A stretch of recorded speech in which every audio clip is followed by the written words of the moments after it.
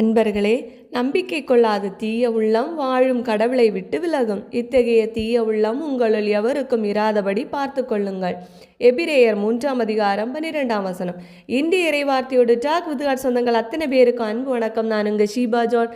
நான் சந்தோஷமா இருக்கிறேன், நீங்களும் சந்தோஷமா இருப்பீங்க அப்படின்னு நினைக்கிறேன். நம்ம சேனலுக்கு தொடர்ந்து சப்போர்ட் பண்ணிட்டு இருக்கிறவங்களுக்கு ரொம்ப ரொம்ப நன்றி. முடிந்தா ஒரு நாள் ஒரு வசனமாவது எழுத முயற்சி செய்யுங்க. என்ன நடந்தாலும் இறைவனிடம் வேண்டுவோம். இறைவன் நம்மை நிறைவாக ஆசீர்வதிப்பாராக. திருவிவிலியம் எழுதுதல் நாள் 78. லேவியராகமம் 4ஆம் அதிகாரம் எழுதி முடிச்சாச்சு. அறியாமல் செய்த பாவங்களுக்கான காணிக்கைகள் என்ற தலைப்பிலே அதிகாரம் முழுவதும் கொடுக்கப்பட்டுள்ளது. சற்றலசுவோம் வாருங்கள். ஆண்டவர் மோசேயிடம் கூறியது, நீ இஸ்ரேல் மக்களிடம் அறிவிக்க வேண்டியது, ஒருவர் அறியாமையினால் ஆண்டவரின் கட்டளைகளில் ஒன்றையேனும் மீறி பாவம் செய்தால் அவர் செய்ய வேண்டியது.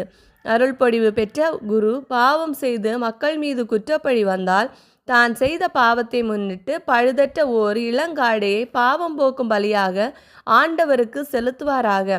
சந்திப்பு கூடார நுழைவாயிலில் ஆண்டவர் திருமுன் அதை கொண்டு வந்து அதன் தலைமையில் தன் கையை வைத்து ஆண்டவர் திருமுன் அதை கொல்வார். அருள்பொழிவு பெற்ற குரு அந்த காளையின் இரத்தத்தில் கொஞ்சம் எடுத்து அதை சந்திப்பு கூடாரத்திற்குள் கொண்டு வந்து அந்த இரத்தத்தில் தன் விரலை தோய்த்து தூயகத்தின் தொங்கு திரைக்கு எதிரே ஆண்டவர் திருமுன் 7 முறை தெளிப்பாராக.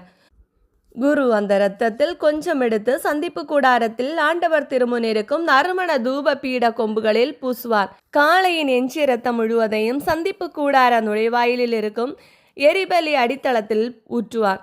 பாவம் போக்கும் பலிக்காளையின் எல்லா கொம்புகளையும் குடல்களை சுற்றியுள்ள கொழுப்பையும் அவற்றின் மேலுள்ள கொழுப்பு முழுவதையும் எடுப்பார்.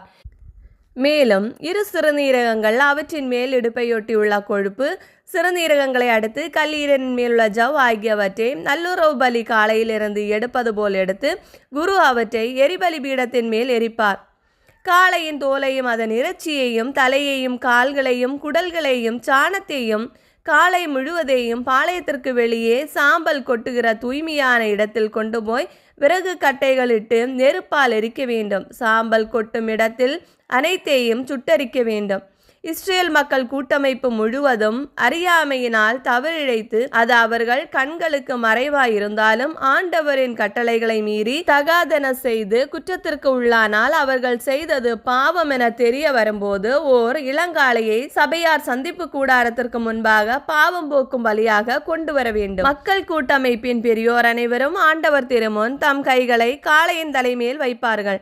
ஆண்டவர் திருமுன் அந்த காளை கொல்லப்படும். அருள்பொழிவு பெற்ற குரு அதன் இரத்தத்தில் கொஞ்சம் எடுத்து சந்திப்பு கூடாரத்திற்குள் கொண்டு வருவார். குரு அந்த இரத்தத்தில் தம் விரலை தோய்த்து ஆண்டவர் திருமுன் தொங்கு திரைக்கு முன்பாக தெளிப்பார். சந்திப்பு கூடாரத்தில் ஆண்டவர் திருமுன் இருக்கும் பலிபீட கொம்புகளின் மேல் அந்த இரத்தத்தில் கொஞ்சம் பூசி எஞ்சிய இரத்தத்தை எல்லாம் சந்திப்பு கூடார நுழைவாயிலில் இருக்கும் எரிபலி பீடத்தில் அடித்தளத்தில் ஊற்றி விடுவார். காளையின் கொழுப்பு முழுவதையும் எடுத்து பலிபீடத்தில் எரிப்பார். பாவம் போக்கும் பலி காளைக்கு செய்தது போல இந்த காளைக்கும் செய்து குரு அவர்களுக்கு பாவ கழுவாய் நிறைவேற்றுவார். அப்பொழுது அவர் மன்னிப்பு பெறுவர். முன்னைய காளையை எரித்தது போல இதையும் பாளையத்திற்கு வெளியே கொண்டு போய் சுட்டெரிப்பாராக. இது சபையாருக்கான பாவம் போக்கும் பலி. தலைவன் ஒருவன் தன் கடவுளாகிய ஆண்டவரின் கட்டளைகள் ஏதாவது அறியாமையால் மீறி பாவம் செய்து குற்றத்திற்குள்ளானால் தான் செய்தது பாவம் என்று அவனுக்கு தெரிய வரும்போது வெள்ளாடுகளில் பழுதற்ற ஒரு கிடாயை பலியாக கொண்டு வருவான். அந்த கிடாயின் தலைமேல் அவன் தன் கையை வைத்து எரிபலி பொருள் வெட்டப்படும் இடத்தில் ஆண்டவருக்கு முன் அந்த கிடாயை பலி கொடுப்பான். இது பாவம் போக்கும் பலி. குரு பாவம் போக்கும் பலி இரத்தத்தில் சிறிது தம் விரலால் எடுத்து எரிபலி பீட கொம்புகளில் பூசி எஞ்சிய இரத்தத்தை அப்பீடத்தின் அடித்தளத்தில் ஊற்றி விடுவார். அதன் கொழுப்பு முழுவதையும் நல்லுறவு பலியின் கொழுப்புக்கு செய்வது போல பலிபீடத்தின் மேல் எரித்து விடுவான். குரு அவனுக்காக பாவ கழுவாய் நிறைவேற்றுவார். அவன் மன்னிப்பு பெறுவான். பொதுமக்களில் ஒருவன் ஆண்டவரின் கட்டளைகளில் எதையாவது அறியாமையால் மீறி பாவம் செய்து குற்றத்திற்குள்ளானால் தாம் செய்தது பாவம் என்று அவருக்கு தெரிய வரும்போது அவர் செய்த பாவத்தை முன்னிட்டு பழுதற்ற ஒரு வெள்ளாட்டு பெண்குட்டியை பலியாக கொண்டு வருவார். பாவம் போக்கும் பலியின் தலைமேல் தம் கையை வைத்து எரிபலியிடும் இடத்தில் அந்த பாவம் போக்கும் பலியாட்டை அடிப்பார். குரு அதன் இரத்தத்தில் சிறிது தம் விரலால் எடுத்து எரிபலி பீட கொம்புகளில் பூசி எஞ்சிய இரத்தத்தை அப்பீடத்தின் அடித்தளத்தில் ஊற்றி விடுவார். அதன் கொழுப்பு முழுவதையும் நல்லுறவு பலியில் உள்ள கொழுப்பை போன்று எடுத்து பலிபீடத்தின் மேல் ஆண்டவர் விரும்பும் நறுமணமாக குரு எரித்து பாவக்கழுவாய் நிறைவேற்றுவார். அந்த மனிதரும் மன்னிப்பு பெறுவார்.